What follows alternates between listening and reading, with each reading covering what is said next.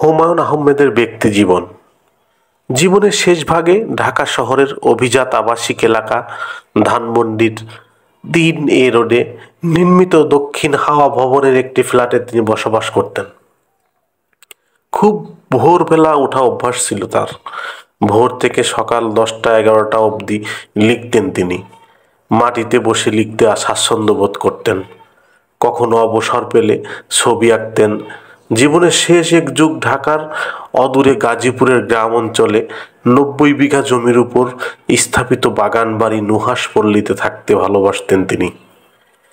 তিনি বিরববাসী মানুষ, তবে মজলিসি ছিলেন। গল্প বলতে আর রসিকতা করতে খুব পছন্দ করতেন। তিনি ভনিতাবিহীন ছিলেন। নীরবে মানুষের স্বভাব প্রকৃতি ও আচার আচরণ পর্যবেক্ষণ করা তার শখ। তবে সাহিত্য পরিমণ্ডলের সংকীর্ণ রাজনীতি বা দলাদলিতে তিনি কখনো নিজেকে জড়িয়ে ফেলেননি।